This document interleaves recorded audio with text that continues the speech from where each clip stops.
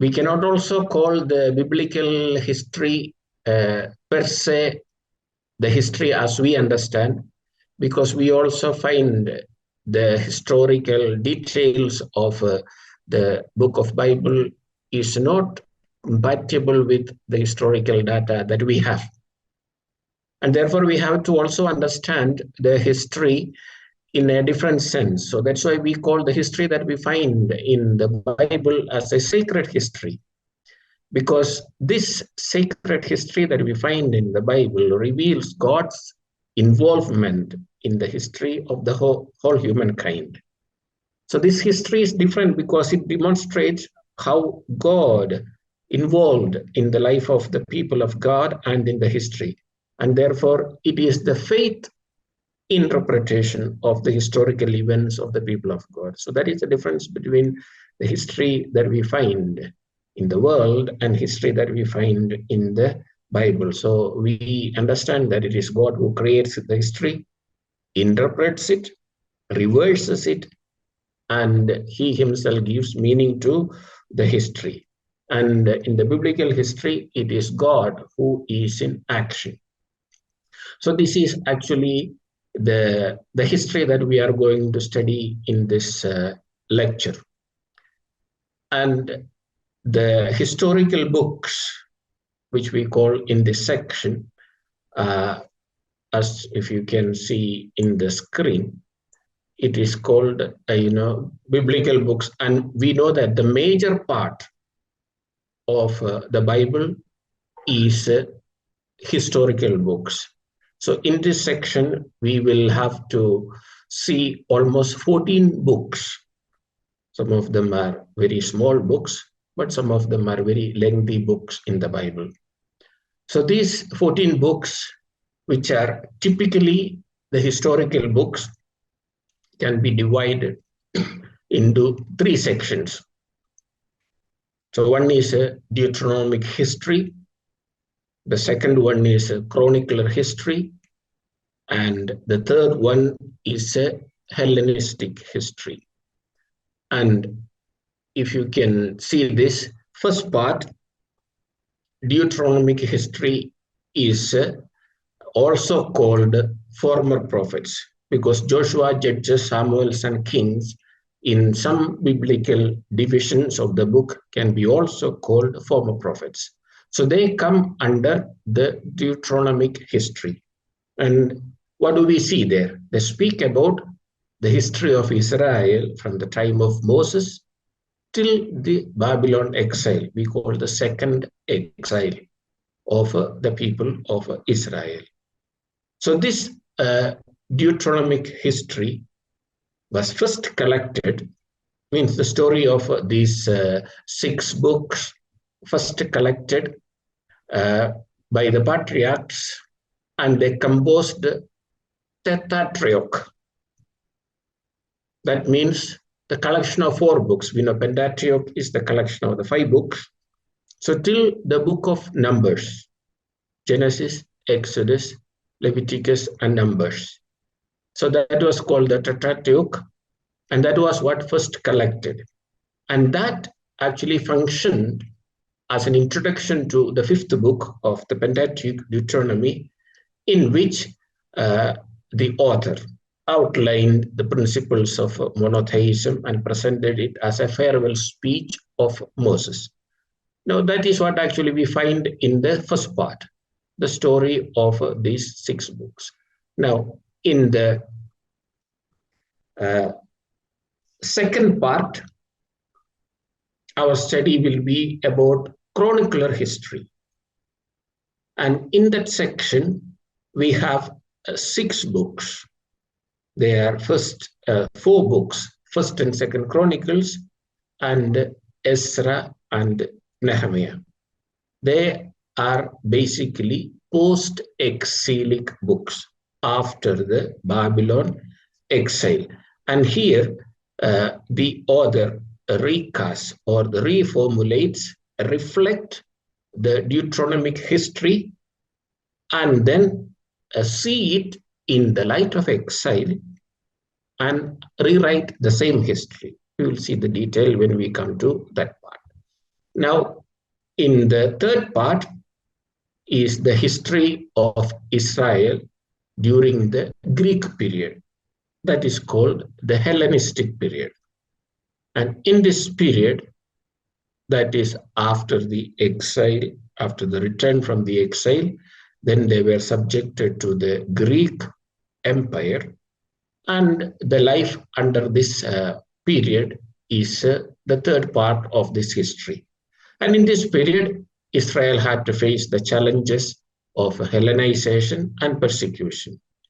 The books of Ruth, Esther, Baruch, and the four books which are only in Greek available, Judith, Tobit, and First and Second Maccabees, were written in this period. So going through those books, we can get some idea about the history, the life of the people of Israel during the Hellenistic period. So basically, these are the three parts in the historical study of this section. Now we shall see some details. The first part, as we said, is the Deuteronomic history. And this history is from the occupation to the promised land and their exit from there. So this is entry into the exit land, into the promised land and their exit.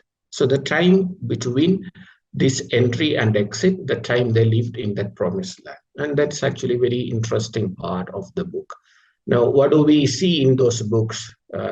Joshua, Judges, First and Second Samuel, First and Second Kings, and then monarchical history. And that is the interpretation or the explanation of the book of the Kings. Now, the first book in the Deuteronomic history is the book of Joshua. It's a very interesting book, and we have interesting stories also. So this book can be divided into four parts. The first chapter of the book of Joshua speaks about the authority that God gave to Joshua. When Moses died, the leadership was entrusted to Joshua, and he took that task of entering and conquering the land of Canaan. And the second part is a very long part, is the story of the conquest of the promised land. And it's very interesting to see those stories in the book. They almost conquered 7 nations. The stories of those 7 nations will be there. They were, Amorites, Girgashites, Hittites, Hivites, Jebusites, and the Perizzites. And all of them together called actually the land of Canaan, the Canaanites.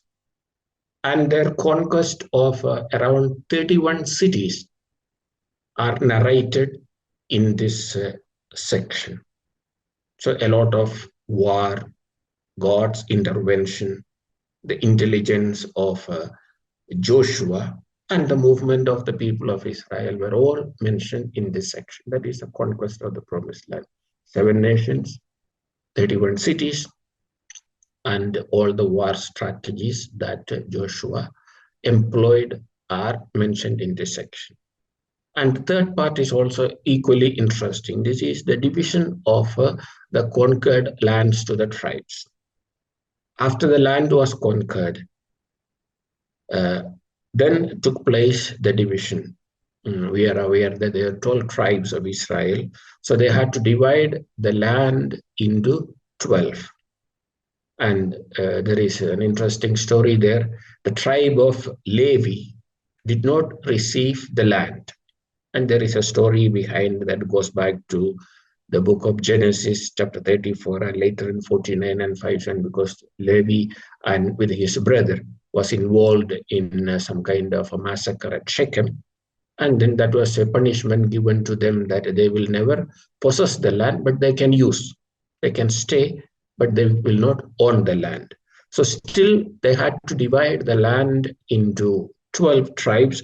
That is because the tribe of Joseph was divided into two, Manasseh and Ephraim. So Levi's part was taken by one of the divisions of the tribe of Joseph. And finally, there are again 12 tribes, and the land was divided into 12, and it was distributed to these 12 tribes. And all those story of the division and the distribution is that we find from chapters 13 to 22 in the book of Joshua. And finally, at the end, we find the death of Joshua and renewal of the covenant. So in a nutshell, this is the story of the book of Joshua. And the historical books, history is always a story, and therefore a story, of course, with a message. And in the biblical background, every history is also with a theology. And in all this, we will also see, God's hand at work and the theology behind. Now we go to the book of Judges. After the death of Moses, people turn to Joshua, people turn to God and asked how we will continue with our conquest and taking possession of the rest of the land, because they want also to expand their territory. And this story, therefore, tells almost 200 years of a continued conquest and occupation of the territory. And that took place under Judges. And that is the story that we find in the book of Judges. So in this book, we have the narration of 12 judges who ruled over the people of Israel. And 6 of them have minor roles. That means they are mentioned just for one event, for one episode.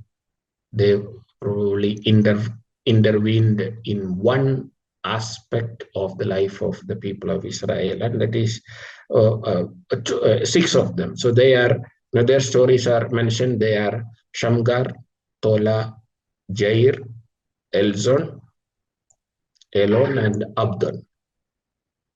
Now, they are called minor judges because they had only a minor role. A small event they have judged probably. And the other 6 are Othniel, Ehud, Barak, together with Deborah, Gideon, Jephthah, and Samson. And they are called major judges because God marked them charismatically, that they stay on as guides the tribes during the rest of their lifetimes. And they were brave leaders and brought victory to Israel. Most famous among them is Barak, of course, Gideon, and Samson. Very interesting stories we see in this book of Judges. Now, this book can be divided into 3 major parts. Chapter 1 and 2 set the stage by describing the situation of Israel after Joshua dies. Some kind of confusion among the people, and they're turning to God for guide. And the major part, chapter 3 to 16, tell the stories of the 12 judges, both major and minor judges. And chapter 17 to 21 give some extra legends about the 2 tribes of Dan and Benjamin. All the 3 sections illustrate the same lesson for Israel. So this is actually the message from the stories and the activities of the judges, the way they led the people of Israel, guided them according to the ways of God. So it's very clear, the message. God stood by them when they were faithful and obedient to him, and allowed them to fall into disaster when they turned from his covenant and disobeyed. And that is actually seen in the case of each judge who judged over the people of Israel. Now we go to the books of Samuel and Kings. These books of Samuel and Kings, four of them, 2 Samuel and 2 Kings, they tell the last days of the period of Judges and the days of Israel's kingship. And they were very crucial moments and an important turning point in the life of the people of Israel. The defects in the system of judges, what happened to Samson? At the end, he was a failure. The failure of sons of Eli and Samuel to give good leadership to the oppression of the Philistines forced the people to ask for a king. Now they understood that judges are not enough. And when we read the books, we will also know that there were political reasons, there were religious reasons, there were administrative reasons, and there were also ritual reasons for them to ask for a king. The most important were the failure of the judges and the sons of Eli and Samuel who came at the end of the period of judges. Now, thus, period of Samuel was supposed to be the last judge, and Saul, the first king, marked the most desperate moments of danger Israel had ever faced. So historically, this part is very crucial and very meaningful at the same time for the life of the people of Israel. So we shall briefly go through those books. The content of the books of Samuel, first and second book. Chapter 1 and 3, we have the childhood and the prophetic call of Samuel. We are very familiar with that story with the child listening to the voice and asking Eli whether did you call, and he said no. Next time when God calls, you say, speak, Lord, your servant is listening. So we have a beautiful narration of the vocation of the Samuel in the first part of that first Samuel.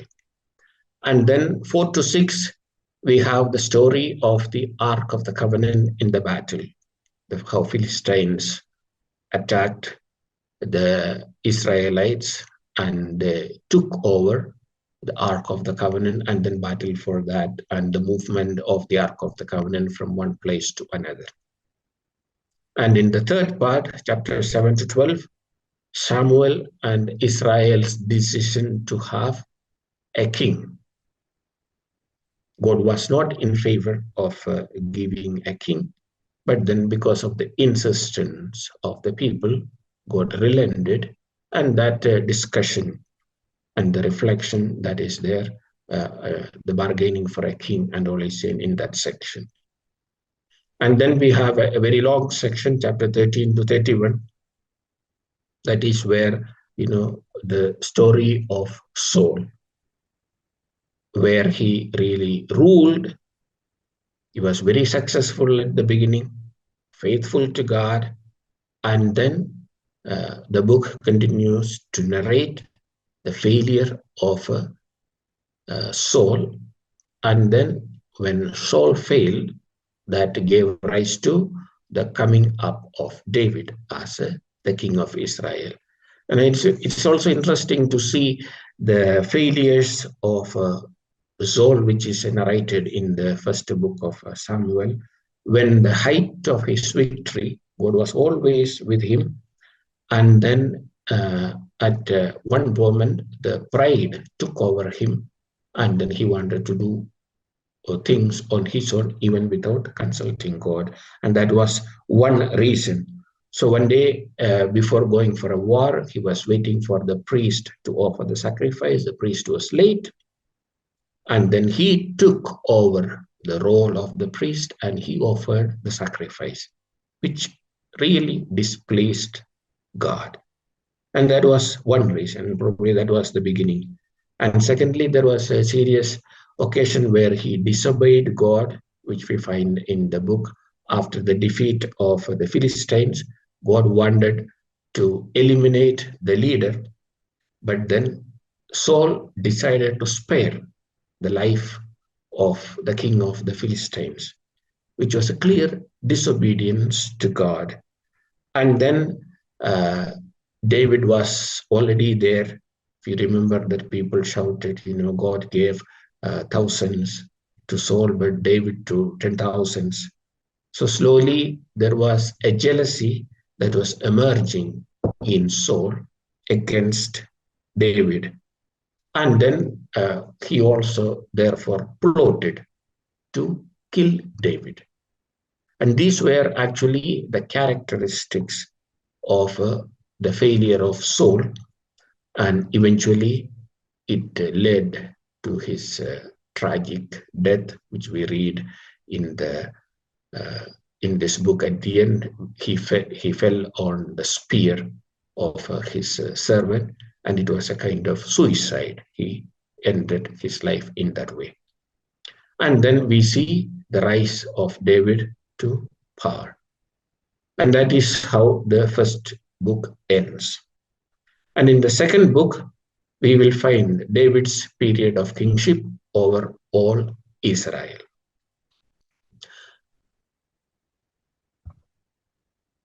And then we have some succession narratives of David's sons, a kind of genealogy. You will find so many names. And the last part of the second book of Samuel, 21 to 24, appendix of other David traditions. So the division between the book of the Kings and the Samuel, the other books, is not well marked, because it's not very easy to say where it ends and where it starts, because it is all intertwined.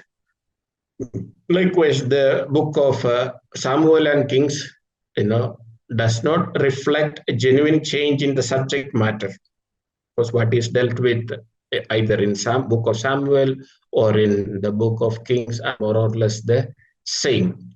It's a natural continuation of the characters and events in 2 Samuel 9 to 20. So we, at the end of the second book of this Samuel, we find David and the themes related to David, and in the book of Kings, that is continued. So we shall see what exactly is the content of the two books of the Kings. Basically, the kingship and the two exiles. That in the biblical history, these two exiles that happened during the time of Kings are very important. So we will pay attention to that. Now, this book of Kings can be divided into three parts. The first part is the reign of the king of Solomon. When King David died, Solomon was enthroned as the king. So even his enthronement was soaked in blood. If you read the first few chapters, we find those, Adonijah, who was supposed to be the eldest living son, wanting to become the king, and then later Bathsheba intervened and made Solomon the king. And Solomon actually eliminated three people: Adonijah and Abiathar the priest, and Joab, who was the army commander, who was in favor of Adonijah. And it is in that way Solomon became the king. So all that story of confusion, conflicts, and bloodshed at the time of his enthronement and coming to the succession are in the first part. And then there we also see some very interesting episodes, like we find in 1 King chapter 3, where Solomon is asking for wisdom. And that is one of the most important sections. After one sacrifice, he had a vision, And then the Lord asked him, ask anything that I will give you. And then he said, I don't need any kingdom or wealth or riches. I only need wisdom to guide this great nation. And God was so pleased since he did not ask any other material wealth but wisdom. Along with the wisdom, God granted everything that he did not also ask for. So that beautiful episode we find in the first part of the book of Kings. And then another very important thing that we find is the history of the divided monarchy.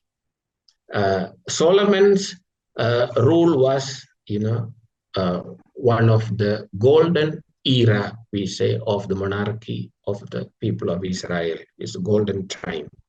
One, because of his wisdom as a wise ruler. And secondly, we also find that he was a great builder. And he was the one who built the ancient magnificence. We say, if one of the wonders of the world of those days, the temple and the temple wall and the pinnacle that he built.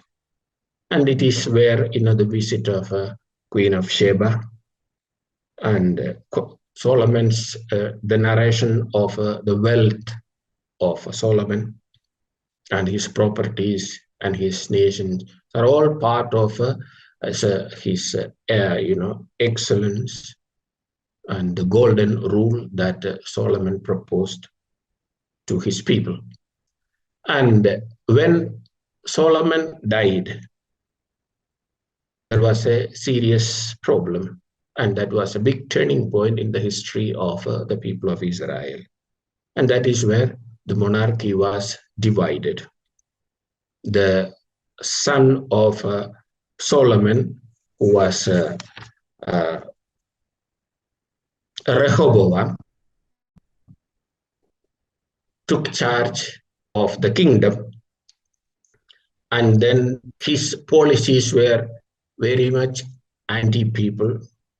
He increased the taxes and he burdened people, and it was a kind of looting and exploitation, and people were really unhappy with his rule. And out of the 12 tribes of people, many tribes could not accept these, wicked policies of King Rehoboam. So under the leadership of Jeroboam, 10 tribes rebelled and they formed a separate kingdom, which is called Israel, the southern kingdom. Rehoboam was the king of north, 2 tribes, Judah and Benjamin, and 10 tribes joined Rehoboam, and they formed the kingdom of Israel in the south, in the north, and the Samaria was their capital.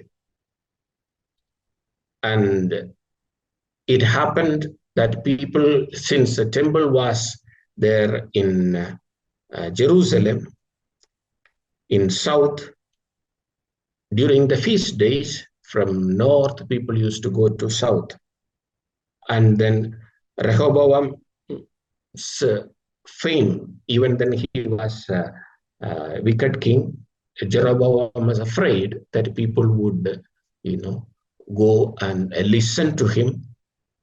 And therefore, he wanted to compete with Rehoboam and constructed temples. That is how we have in Dan and in Bethel, that we have temples. And he installed, golden calf, as we see in the book of Exodus, for people to worship. And then in the year 721, the Assyrians came and overpowered the southern kingdom and took all the inhabitants into exile. And even today, we are not sure as to what happened to those 10 tribes. And that is why they are called the lost tribes of Israel. So the southern kingdom in the divided monarchy, along with 10 tribes, disappeared along with the Assyrian exile. And that is a very sad story in the history of Israel. Now, coming to the southern kingdom of Rehoboam, where Jerusalem and temple was the capital, it still continued because the temple was there, God was with them. In the year 586, Babylonians came and attacked the southern kingdom, Judah, and took all of them to exile. Even after the Assyrian exile, the kingdom of Judah continued, and Hezekiah was that king, and there were 8 more kings afterwards, and it was the time of the king Zedekiah. The Babylonians came and took away all the people of Judah into exile. So that was the second exile. So this is actually the story of the book of the Kings. At the end of the reign of Solomon, the kingdom was divided, Assyrian exile, disappearance of 10 tribes, and then Babylonian exile, and the people of Judah end up in Babylon as exiles for next 70 years. So when we speak about this divided monarchy, the United Kingdom lasted more or less BC until the death of Solomon. And after him, the kingdom was split into 2. And these 2 states then developed separately, north and south. So southern kingdom, Jeroboam, Judah and Benjamin, 2 tribes. Northern kingdom, Rehoboam, 10 tribes. They disappeared in the Assyrian exile, and those tribe of Judah were the kingdom of Jeroboam, later was taken to Babylon, and 70 years they were in exile. So this is, in short, is the story of the book of Kings. And that is actually the first part of the Deuteronomic history. Joshua, the time they entered into the promised land, at the time of King Zedekiah, they had to exit into exile to Babylon. So this story is what we find in the Deuteronomic history. That is the first part of the historical books. Okay, then we will go ahead. In the part second, we find chronicler's history. And this is the history of the people after their return from the exile. So we have no clear knowledge of what has happened during the exile. But we can understand what happened from the writings of the people who wrote this chronicle. And this book of this chronicler's history include First and Second Chronicle, Ezra, and Nehemiah. So one thing that I would like to say with regard to this is what we find in First and Second Chronicles is almost a repetition of what we find in Samuel and in Book of the Kings. Almost similar episodes and stories are repeated.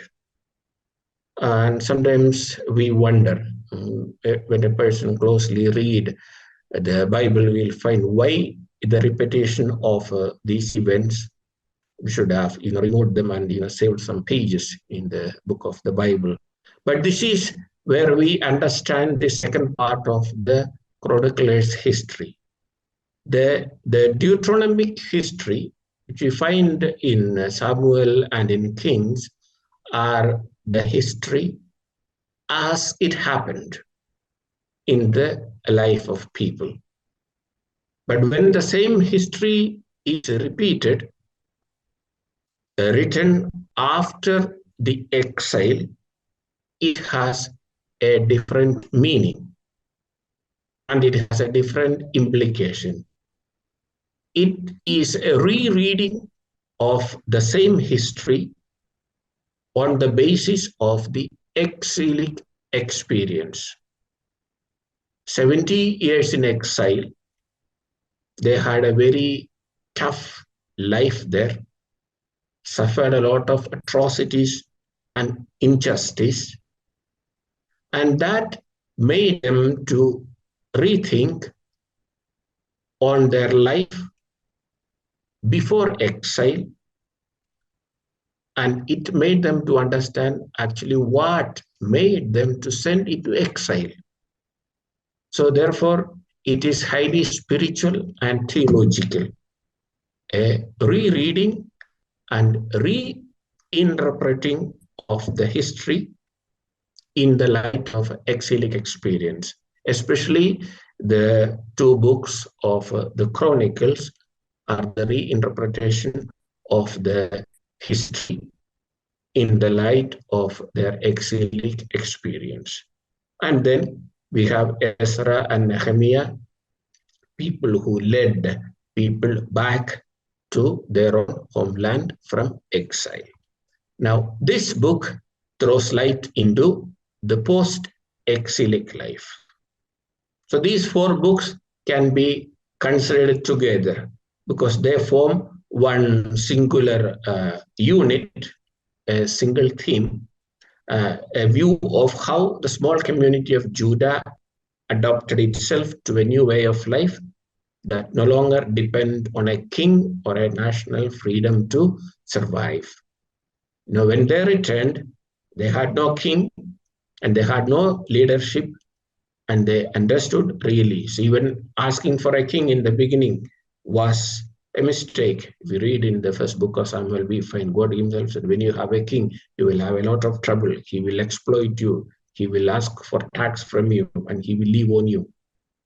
And now they understood that they only need God as their king. So that is actually the background of the book of Chronicles. Now this book of Chronicles stressed the role of cult, prayer, worship, and ritual purity as a way of life. Why this stress? Because these are the areas they went wrong before the exile.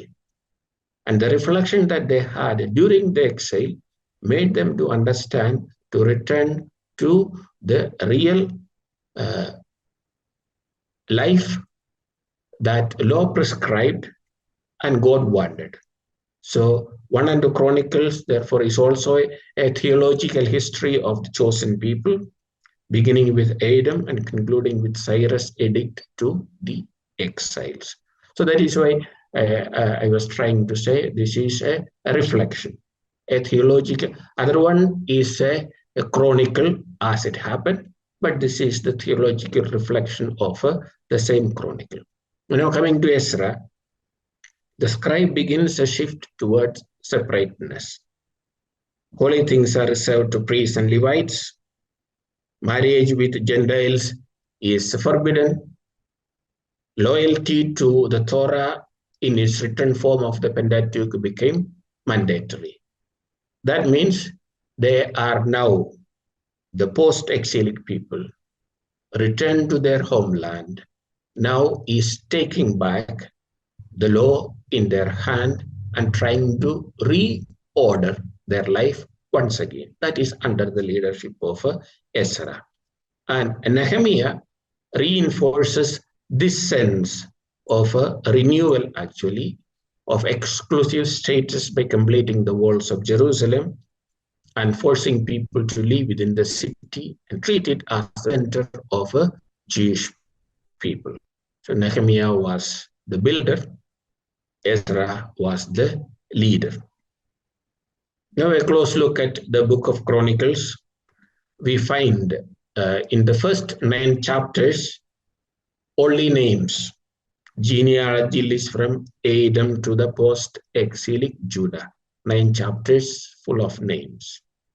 And then chapters 10 to 29, we have the history of David's reign.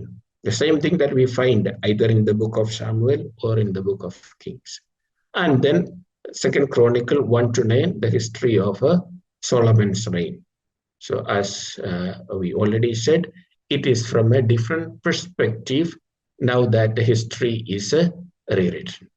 Now in Second Chronicle 10 to 36, we find the kings of Judah down to the end of exile.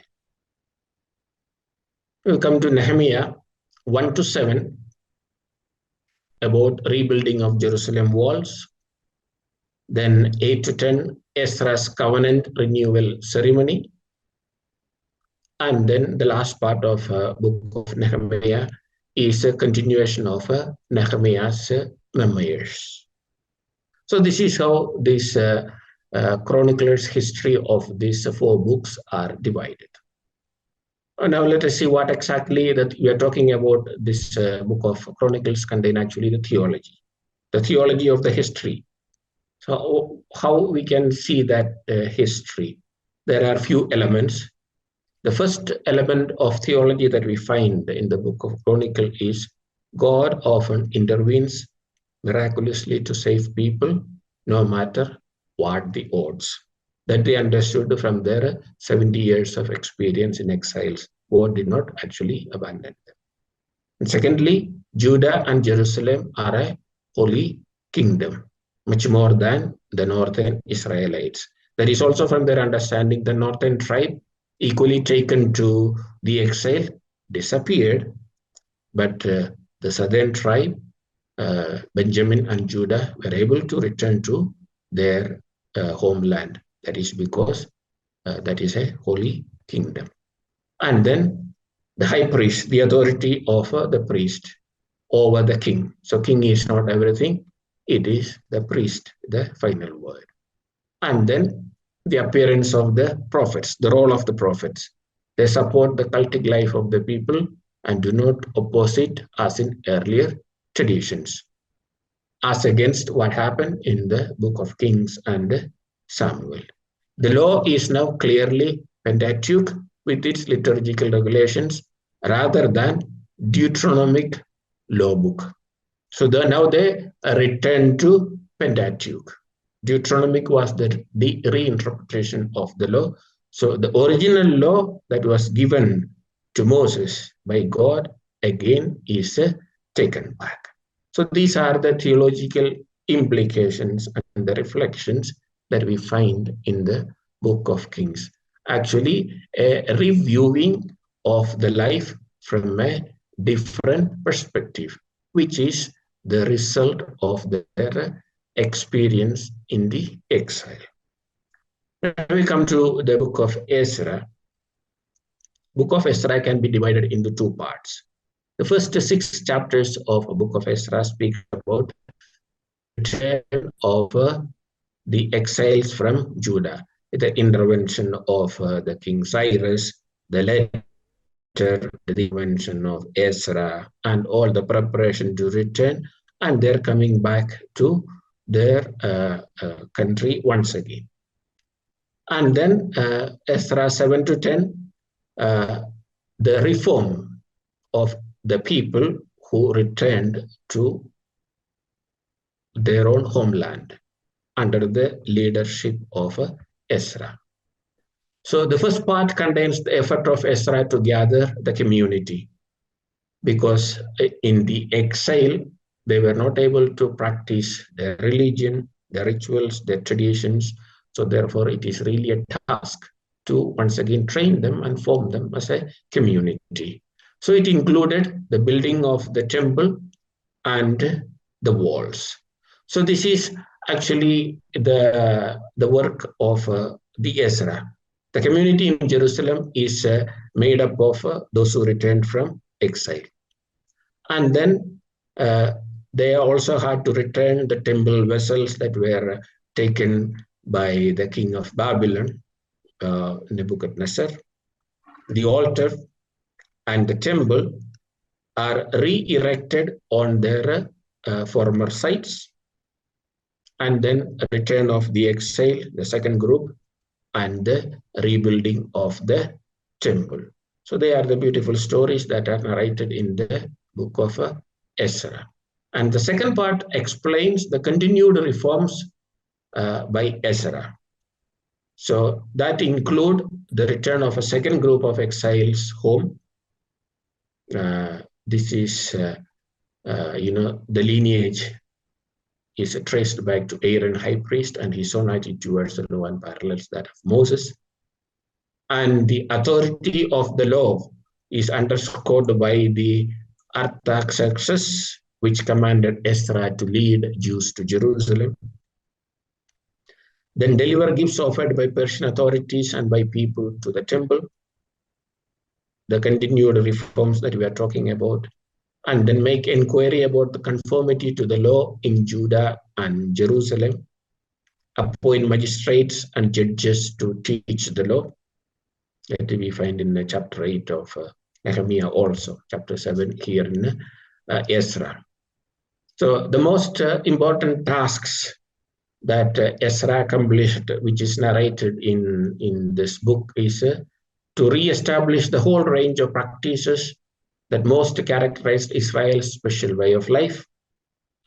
And for that, he brought out the book of the law of God and had it read to the people in the second great assembly. And this is a very interesting episode we find in the book of Ezra. And as we find, when this was read, people really wept because this is something that they were missing in the exile. So once again, they celebrate the penance service and the renewal of the promise to obey the covenant in everything. That is at the occasion of the reading of the law of God. As Ezra read the words, the people wept. At the same time, Levites and priests helped to explain the meaning of each passage to the people. So there were interpreters who helped Ezra. Ezra himself took the priests and the leaders aside and instructed them in the central points of the law. Meaning to say that this what Ezra did is something similar to what Paul did to the first Christian communities. He was a very intelligent master of the law. And then once he got converted, he became the great teacher and also the organizer of the first Christian communities. In the same way, Ezra had a very strategic role in organizing the people of Israel who returned after 70 years from exile. So from organizing the place of worship from temple and organizing the liturgical books and the scripture and also organizing people. It's like, arranging for the formations, Levites and priests who can help Ezra in accomplishing this important task. Therefore, in the history, especially in the post-exilic history, Ezra is therefore one of the most important figures that we can find. At the conclusion of that ceremony, the people celebrated 7-day Feast of Tabernacle in its pure form as the law had prescribed. So in short, what can we say about what was exactly Ezra's contribution? Ezra was able to restore the spirit of the people and set the foundations for the ideals of holiness, sense of elections. Sense of election means, they were the chosen people, elected by God. And he was able to instill that sense once again. And a worship-centered community of faith. And he gave a new charter for new Israel. Ezra established authentic traditions of the past forever in the Pentateuch as a normative guidebook in the future Israel. So what he established in the post-exilic period actually remained throughout the history of the people of Israel. So he actually, in short, gave a great contribution in the history of Israel about the return and settling, establishing the faith community of the people of Israel. When we come to the book of Nehemiah very briefly, he's a very influential person in the court of the king of Artaxerxes, and he made recommendations to make Judah an independent province. So he was the one who politically interfered. Ezra was the religious person. He was taking care of the religious aspects, and Nehemiah was taking care of the material aspect of the people who returned after the exile. So what was his contribution? So like these two people and Ezra, Nehemiah also led exiles home, especially when the second group returned. Nehemiah played a very important role along with Zerubbabel and Sheshbazzar. And he also supervised the preparations to start on the walls shortly after his arrival. Then he faced opposition from governor of Samaria. We remember, Samaria in north, they were against the people of Judah. So even now they keep that grudge even after almost 70 years. So after their exile, probably it is almost 100 years, but still they keep that grudge. So he saw through the opponents' plots and their false charges about the desire for the office of the king.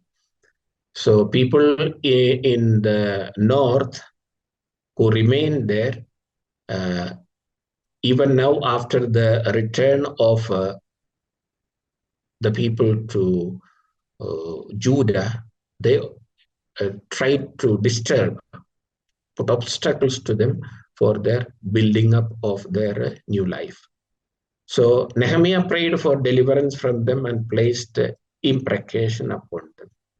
So the nations lost self-esteem when they perceived the completion of the wall. So when Nehemiah was successful, all the nations around, including the northern kingdom, they were really either they were jealous or they were, marveled at the work of the God of the people of Israel. So Persian authorities approved the work of Nehemiah, which you find in chapter 2. And then he also took effort to repopulate the city. We know that so many lakhs of people went into exile, and the book of Ezra will tell us that only around 1,800 people returned. One reason is many did not want to return because they were so used to that kind of life. They were comfortable there, they were prosperous there, they were wealthy, and they were also making a lot of profit in that place. So they did not want to return. So the remnant who returned. So they really needed people. So he made to locate and relocate people and distribute people accordingly, kind of organizing the city. So renewed the law for all the people. Creation of a new community that entered into the covenant with the Lord. The new way of living and functioning, the renewed community. So these were the specific work that Nehemiah did, which we find in the book of Nehemiah. And a word about Ezra and the Old Testament canon. Canon, we know that is the rule by which we enter books into, approved books into the Bible. So it is Ezra who decided the canon, the Hebrew canon for the Jewish Bible.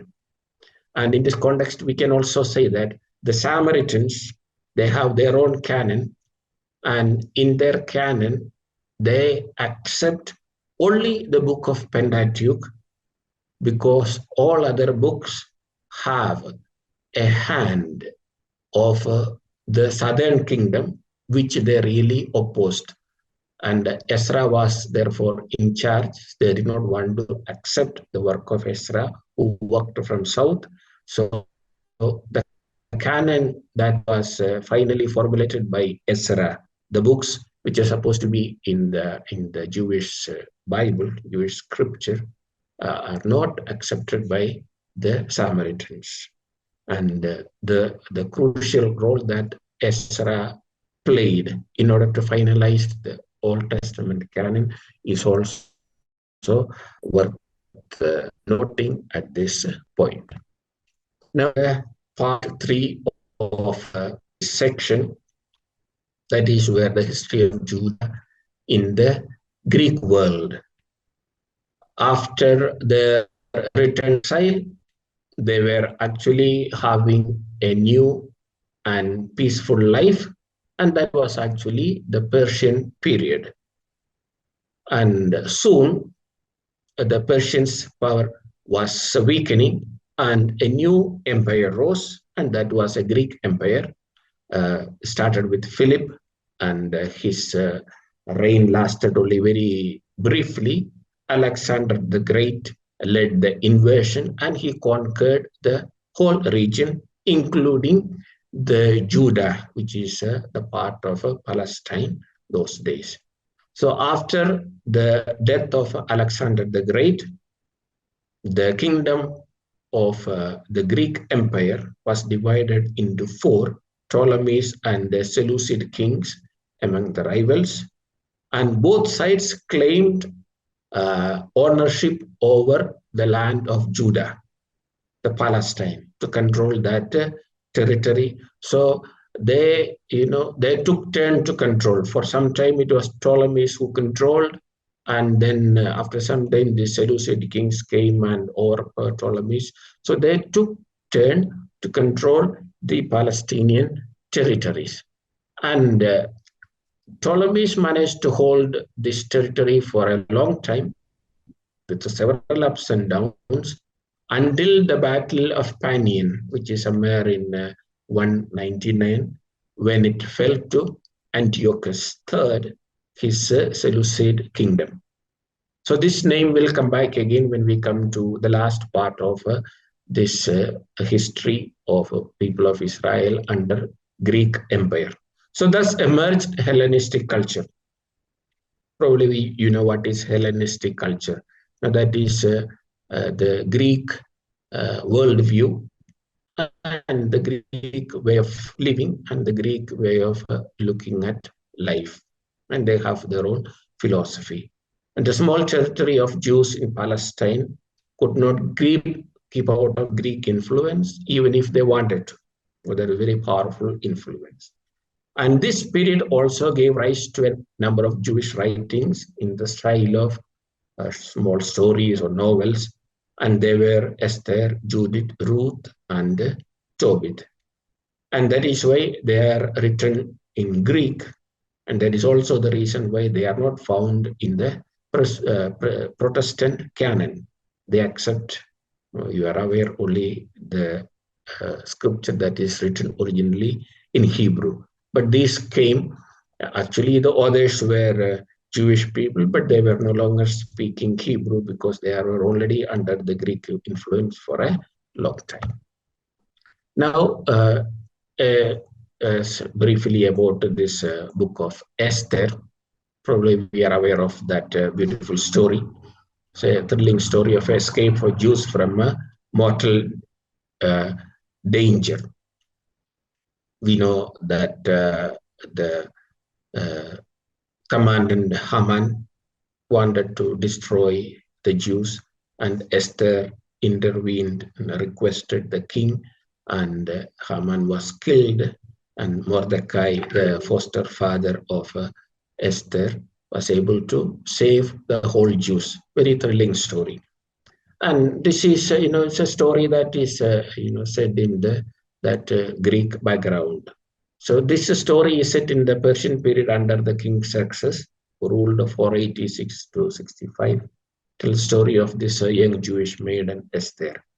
And the book ends with the establishment of a feast of Purim, one of the important feasts of the Jewish people, to be kept favor as a memorial of this great day of victory. So in that feast, they remember the intervention of Esther in saving the lives of the Jewish people there in that place. So that is that story of Esther.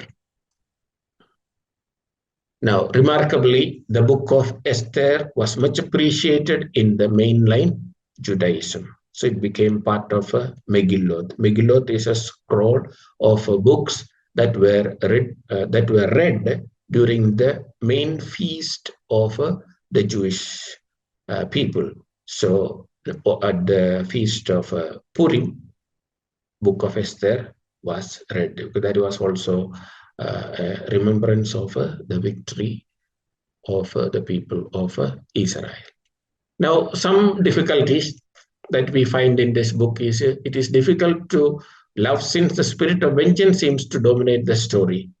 The vengeance of Naaman, then the vengeance of Mordecai, and Esther also want to take revenge. So in a biblical book, we find only the spirit of vengeance, that can pose some difficulty. And this book never mentions God or his direct help to his people.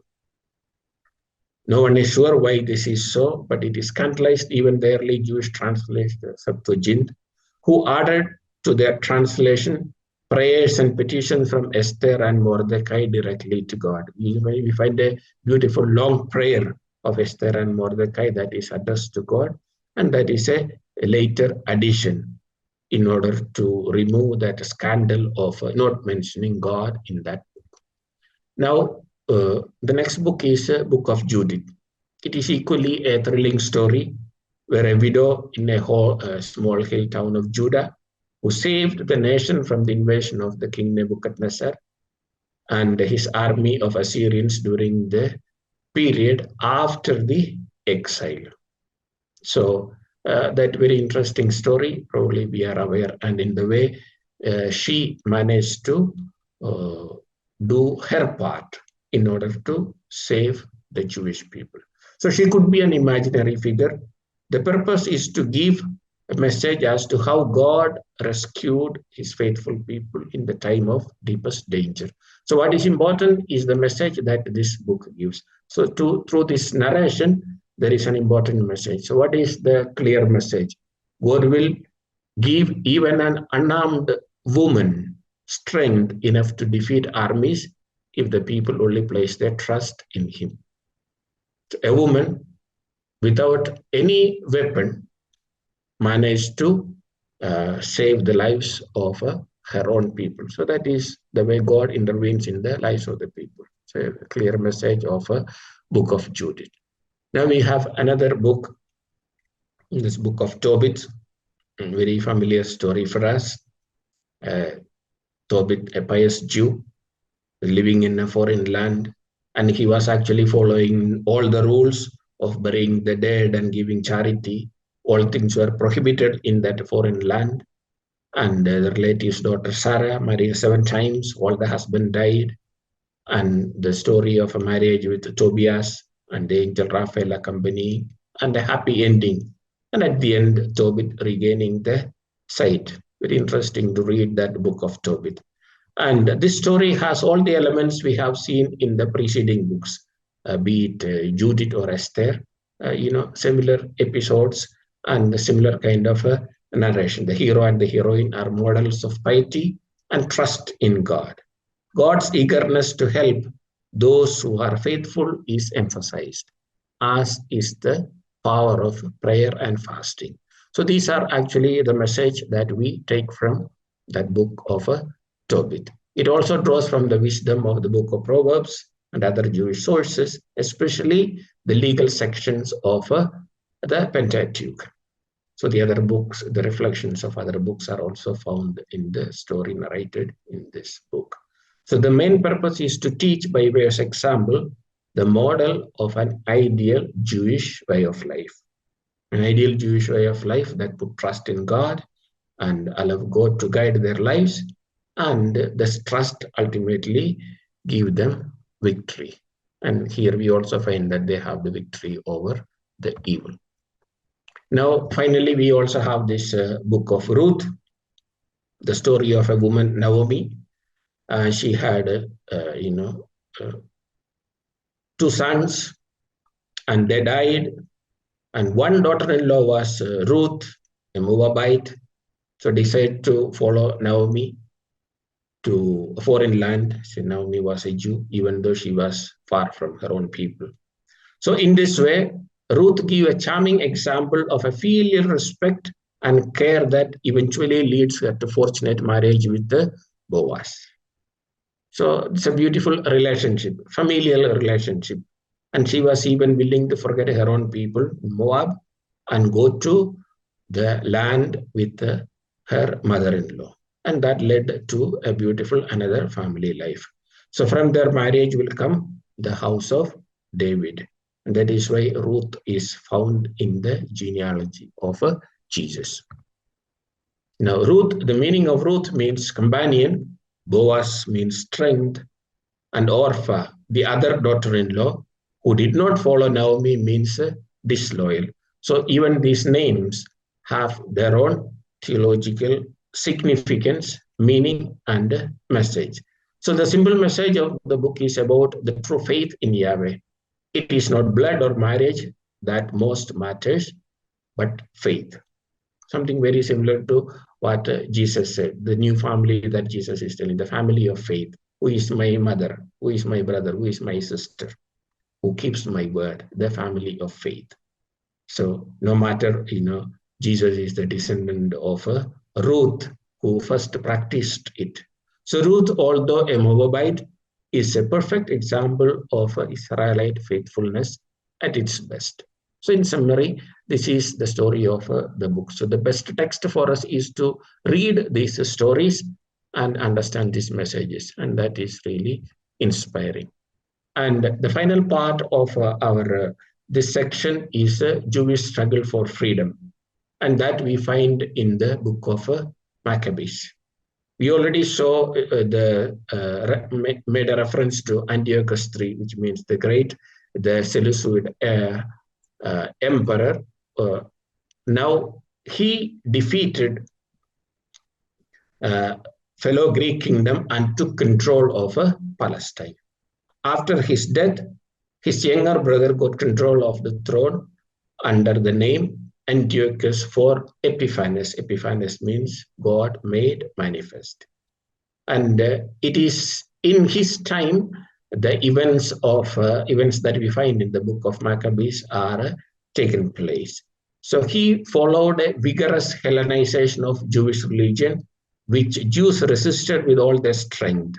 So he prohibited circumcision, which was very sacred for the Jewish people. He installed the statue of a god Zeus, the Greek god, in the temple, and that was the greatest of the sacrilege which the Jewish people could not accept. And eating of unclean food, see all kinds of practices which are against the rule he imposed, and actually he wanted to profane that religion which the Jews resisted. So that resistance story that is what we find in the book of Maccabees. So this first book of Maccabees is a battle for Jewish freedom from this Antiochus Epiphanes oppression, and through the eyes of Mattathias and his sons who led the struggle. And then when Mattathias died, his son Judas, who was given the nickname Maccabeus, meaning the hammer, led the struggle. Actually, it is from there this book gets this name, the nickname of Judas Maccabeus, hammer, because he was very powerful in his attack against Antiochus Epiphanes. So this book tells the story of the struggle, and they had, of course, certainly some victories at a certain point. They were also able to, reintroduce the sanctity of the temple, but eventually we know that they lost. So what is the importance of the first book of the Maccabees? is that it is the history it provides for the 2nd century BC. We get a clear picture of what has happened. And then it revealed the tensions present between the ruling class, which is the Greek people, willing to accept the Greek ways and the simple faith, and the country priests who fought to preserve old traditions and practices, precisely between the Greek culture and the Jewish tradition. So the tension. So the author wanted to teach his readers that fidelity to the law and the trust in God always had a success. Now, the 2nd book of Maccabees, which is the last part in this section, it is a summary of the events from 170 to 160 BC. At the same time, it is clearly a book of persuasion rather than plain report of what happened. So in the 2nd book of Maccabees, it is a kind of encouragement and exhortation for the people, especially during the time of persecution. It is something similar to the book of Revelation that we find in the New Testament, which gives encouragement to the early Christians under the persecution of different Roman emperors. So this book can be divided into 3 parts. In the first part, the 2 letters to the Jews in Egypt, giving directions about the celebration of the Feast of the Booths and Hanukkah. Hanukkah is the dedication of the temple. And the second part summarizes the account of Jason, who is supposed to be the author of this book, up to the dedication of the temple by Judas in 164. And then the third part is the remainder of Judas' life up to his great victory over Syrian general Nicanor in 160, but does not mention his death. So we have just 2 important highlights in this book. One is that very famous story of a mother and 7 children who died in order not to disobey the law and desecrate themselves. So their bravery, and the old man Eliezer, who was broken on the rack. That cruel story of that cruel persecution. And in the light of that story, another highlight of this book is that in praising their faith, this book describes afterlife of happiness with God for the just person. So this is one of the first reference of resurrection and faith in the life after death that we find in the historical books. And with this, we come to the end of this study of historical books, with this third part, which reflects the life of the people of Israel under the Greek Hellenistic culture.